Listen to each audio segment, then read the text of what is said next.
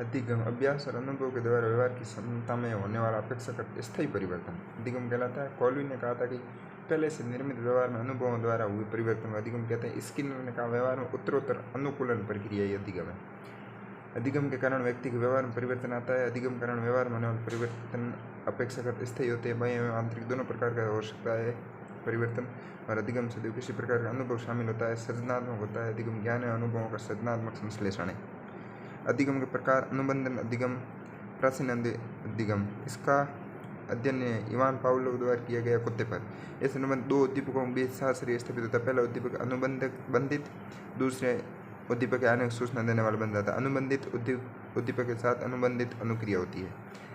B होता है क्रिया प्रसूत या नैमित्तिक अनुबंधन। स्किनर द्वारा इसका अध्ययन चूहों पर किया गया। क्रिया प्रसूत वे अनुक्रिया जिनमें जानवर या मानव द्वारा ऐच्छिक रूप से प्रकट की जाती है, उनके नियंत्रण में रहती है। ऐसे क्रिया प्रसूत व्यवहार का अनुबंधन क्रिया प्रसूत अनुबंधन कहलाता है। इसमें अनुक्रिया किसी निमित्त विशेष हेतु की जाती है। इसे नैमित्तिक अनुबंधन भी कहते हैं। अधिगम का प्रमुख निर्धारण प्रबलक है। प्रबलक वह परिणाम या उद्दीपक या घटना है जो किसी वांछित अनुक्रिया के घटित होने की संभावना को बढ़ा देता है। फिर आता है प्रेक्षणात्मक अधिगम। यह सिद्धांत बंडूरा द्वारा दिया गया। इस सिद्धांत में व्यक्ति सामाजिक व्यवहारों को सीखता है। इससे सामाजिक अधिगम भी कहा जाता है। छोटे बच्चे द्वारा माता पिता खोलने पर अनुक्रिया का अनुकरण करना, और ऐसी सामाजिक परिस्थिति जैसे व्यक्ति किए जाने वाले व्यवहार की जानकारी नहीं होती वह दूसरों व्यवहार परीक्षण से सीखते हैं। इस प्रकार अधिगम को मॉडलिंग कहा जाता है। बंडूंग द्वारा इसका परीक्षण बच्चों की एक छोटी सी फिल्म दिखाकर किया है। संज्ञानात्मक अधिगम उद्दीपक अनुक्रिया पर ध्यान केंद्रित करने के बजाय उन प्रक्रियाओं पर ध्यान केंद्रित किया जो अधिगम द्वारा करते समय घटित होता है। संज्ञानात्मक अधिगम में अधिगमकर्ता के कार्यकल्पों के बजाय उसके ज्ञान में परिवर्तन आता है। अंतर्दृष्टि अधिगम पोलर द्वारा चिंपैंजी के कैलिपर प्रयोग। इसमें समस्या का समाधान अचानक खोजा जाता है। अव्यक्त अधिगम टॉलमैन द्वारा चूहे या भूल भुलैया पर। इसका अधिगम नया परिवर्तन सीख लिया जाता है किंतु उसे व्यक्त नहीं किया जाता जब तक उसे प्रबलन प्रदान नहीं किया जाता है। प्रबलन प्रदान करने पर तुरंत उसे व्यवहार को व्यक्त कर दिया जाता है। वाचिक अधिगम। यह अधिगम केवल मनुष्य तक सीमित है। इस अधिगम मनुष्य किसी वस्तु, घटना या उसके लक्षणों के बारे में शब्दों के माध्यम से ही ज्ञात करते हैं। इसमें एक शब्द से दूसरे शब्द से साथ बना जाता है। अपनी मातृभाषा शब्दों को जोड़कर विदेश भाषा के शब्द सीखना। संप्रति अधिगम हमारे संसार में विद्यमान प्राणियों, घटनाओं व वर्गों में सुव्यवस्थित करना ताकि एक वर्ग की वस्तु एक जैसे जाना जा सके, हालांकि वे अपने लक्षणों में भिन्न हो सकते हैं। इस प्रकार के वर्गीकरण में संप्रति अधिगम अंतर्निहित होता है। संप्रति व्याख्या विशेषता गुणों के समूह के रूप में की गई जो नियम से जुड़े हुए होते हैं।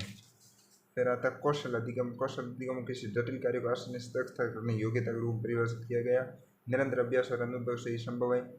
अभ्यास मनुष्य को पूर्ण बनाता है। फिर के अनुसार कौशल अधिगम 3 चरणों में संज्ञानात्मक, सहचर्यात्मक, स्वायत्त। अधिगम की शैली यह ऐसा तरीका है जिसमें प्रत्येक अधिगम करता ध्यान केंद्रित करना प्रारंभ करता, नई जटिल सूचना प्रक्रमण कर उन्हें याद रखता है। अधिगमकर्ता द्वारा अधिगम शैली का प्रयोग सीखने के कार्य को सुगम, सरल एवं रुचिपूर्ण बना देता है तथा उस कार्य को विशेष अच्छी तरीके से करना सीख लेता है। अधिगम शैली मुख्य प्रात्यक्षिक, प्रकर्ता, सूचना, प्रक्रमण एवं व्यक्तित्व प्रतिरूप से व्युत्पन्न होती है। प्रात्यक्षिक प्रकारता मतलब परसेप्चुअल मॉडलिटी भौतिक परिमाण से प्रति जैविक रूप से आधारित प्रतिक्रियात्मक प्रात्यक्षिक प्रकारता कहलाती है। यह व्यक्ति की सूचना प्राप्ति के माध्यम की प्राथमिकता होती है। दृश्य, श्रवण, स्पर्श। सूचना प्रसंस्करण इंफॉर्मेशन प्रोसीजर सोचने, समस्या समाधान तरीके, सूचना याद रखने तरीके के बीच भेद करती है। ये ज्ञानेंद्रियों से प्राप्त सूचनाओं को प्रसंस्करण संबंधित है, कर्मिक या सार्वकालिक रूप से सक्रिय विमर्श चर्चा करके।